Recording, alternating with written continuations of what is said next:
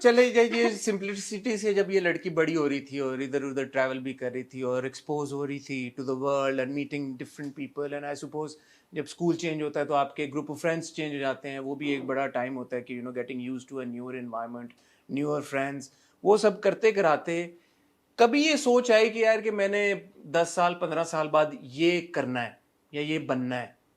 कभी वो नहीं था, सिर्फ हाल में जीना था।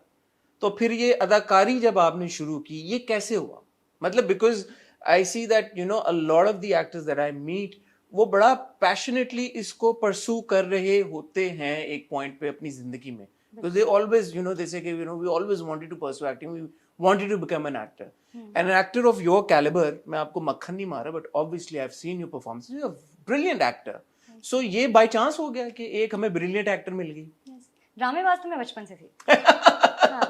हाँ, मेरी फेवरेट फिल्म है ओम शांति ओम, और उसमें एक सीन आता है जहाँ पे वो शांति प्रिया ढूंढ रहे होते हैं, नई वाली, आपने देखी है जी ना? जी, मैं तो उसमें लड़कियां ऑडिशन करने आती हैं, तो एक चुटकी सिंदूर, एक चुटकी सिंदूर की कीमत तुम क्या जानो, रमेश बाबू जी जी सर। तो तो मैं और मेरी कज़न ना, मेरी अम्मी के पास हैंडी कैम होता था, और हमने वो जितनी भी लड़कियां हैं ना ऑडिशन करने आती हैं, वो मुझे सारी याद थी और उनकी सबकी एक्टिंग मुझे आती थी, और हमने वो हैंडी कैम पे रिकॉर्ड किया हुआ है, तो हम सारा करते थे। लेकिन ये घर तो की हद तक के घर बस की हद तक। हाँ, शुगल मेला घर की हद तक। फिर हम स्किट्स करते थे, एक दिन जियो के साथ वाला, और हम सारी चीज़ें करते थे, रिकॉर्ड करते थे। लेकिन क्योंकि फैमिली में कोई था ही नहीं ऐसा, एंटरटेनमेंट इंडस्ट्री से कोई भी नहीं था, तो कभी सोचा ही नहीं था कि ऐसा कुछ होगा हमेशा, और कभी ऐसा भी नहीं सोचा कि होगा क्या, ये भी नहीं सोचा था, क्योंकि हम ऐसे जी रहे थे, तो नहीं समझती इतनी कि क्या होगा। So I never thought of this at all. ड्रामेबाज थी, ये मुझे पता है। तो ये ड्रामेबाजियों में से ही वो डब स्मैश होना शुरू हुआ, हाँ। आई सपोज, और वहीं से फिर कॉल्स आना शुरू हो गई। तो पहली जब कॉल आई जना के लिए, फिर आप ऑडिशन के लिए गई, वो कैसा एक्सपीरियंस था जो आपकी ये हंसी सी छुटने की कोशिश कर रही है, जिसको आप रोक रही हैं? हमें इस बारे में बताएं। वो मैं उस वक्त एबटाबाद में थी, सो अब ये मेरा वो पॉइंट आ गया यूनिवर्सिटी वाला, जब मैंने कहा मैंने नहीं देना ना, मुझे लेके जाओ वापस इस्लामाबाद, मैं इस्लामाबादी लड़की हूँ, मुझे वापस जाना है, मुझे फलानी यूनिवर्सिटी में पढ़ना है, and I will get my admission done, whatever, I don't care, everything will happen. So I was applying to universities in Islamabad, and उस टाइम पे मैं डब स्मैशेस बनाई थी, और उसी टाइम पे जब ये कॉल आई,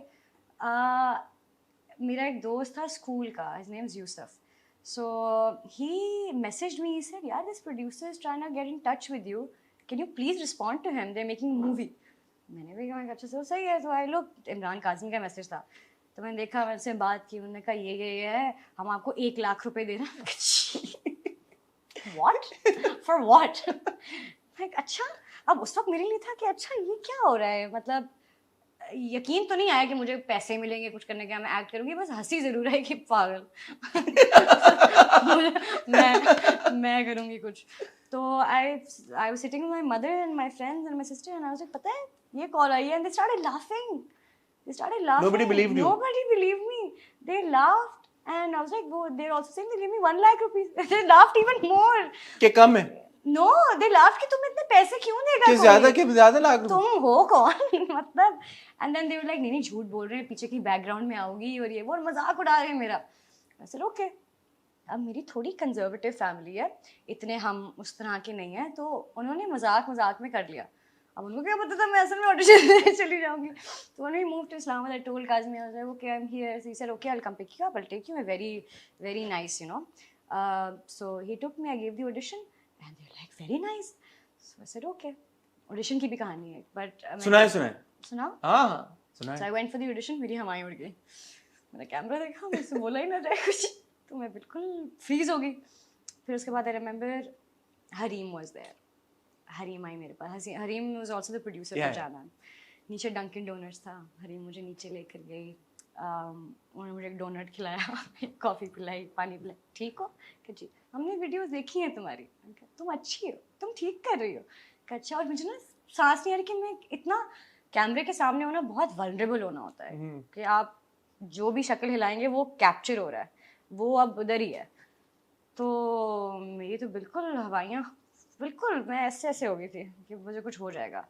फिर उसके बाद मैं ऊपर गई, फिर मैंने डरते करते करते ऑडिशन दिया, फिर मैं अरमीना से मिली, फिर बेहतर फील किया मैंने। खैर ऑडिशन देके घर वापस आई, ऑडिशन दिया तो उन्होंने कहा फिट है, ये कॉन्ट्रैक्ट, मैं कहा अच्छा okay sign without reading signed it said okay घर आई कॉन्ट्रैक्ट साइन मैं फिल्म कर रही हूँ फलानी डेट से my mom's like what no your मामू will find out and throw fit what are you doing said नहीं वो तो ये तो हो गया अब मैं तो करूँगी अच्छा बाद में नहीं करूँगी इसके बाद कभी नहीं करूँगी से अच्छा but make sure nobody finds out I started posting Instagram stories. How can you make sure nobody finds out you're in a film?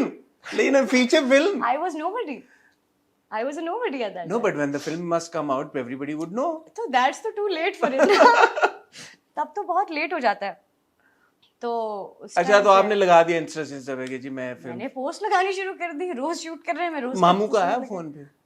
मामू का फोन भी आया और बहुत सारे लोग भी आए और मेरे घर सारे ऐसे हैं जैसे मुझे कोई बीमारी हो गई है बीमार लोगों को जैसे मिलने जाते हैं तो सब बेटा आप ठीक हैं सब सही है उनका जी सही है तो थोड़ा सा फड्डा वड्डा भी हो गया लेकिन खैर फिल्म हो गई एंड आई थिंक थोड़ी सी एनिमोसिटी क्रिएट होगी between families at that time and उसकी वजह से I think at that point I took a decision to support my own family and which was my mother and my sister.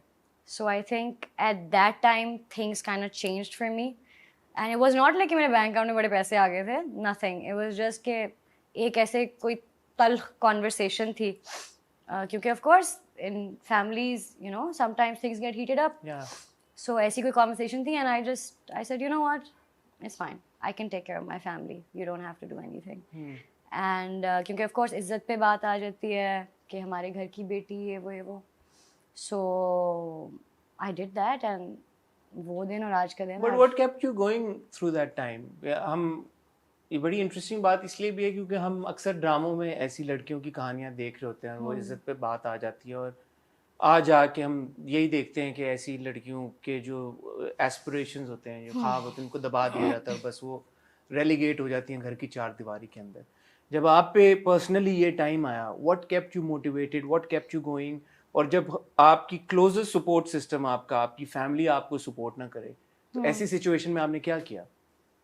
कुछ भी नहीं one day at a time and थोड़ी सी stubborn मैं शुरू से थी और अम्मी ने बहुत strong upbringing की है हमारी we're very tough so I remember जब मैं co-ed में भी जा रही थी तो अम्मी ने कहा था लड़के कुछ नहीं होते easy ज़्यादा कुछ नहीं होना because I used to be in all girls school. So अम्मी बहुत उस तरह की थी कि बेटा सही काम करना है सही चीज़ करना है जब सही करिए तो डरना नहीं है you know. So वो जब अपब्रिंगिंग होती है आपकी अम्मी आपकी इतनी स्ट्रांग होती है you know she's seen so much in life and still you know she laughs and everything so जब ये सब कुछ देखा होता है so आप वैसे ही बड़े टफ होते हैं. And like I said I'd seen a bad marriage of my parents. I'd seen all of that so मैं शुरू से थोड़ी टफ थी. समझ थी मुझे इमोशंस की और रिस्पॉन्सिबिलिटीज़ की मुझे पता था but in that moment I tell you it was magical it was just one of the most magical moments where I said you know I don't want to do it and I felt empowered and उसके बाद मैंने weak नहीं feel किया. I took care of my family throughout and I still do. मेरी बहन is as old as I was at that time right now and I run 2 houses and it's going अल्हम्दुलिल्लाह. अच्छा अल्हम्दुलिल्लाह ये बड़ी ज़बरदस्त बात है बड़ी मोटिवेशनल भी है. इतनी छोटी सी उम्र में इतनी जिम्मेदारी कंधों पे आके गिर जाए तो एक आम बच्चा ही है ना उसमें 17-18 साल की उम्र में क्या इंसान होता है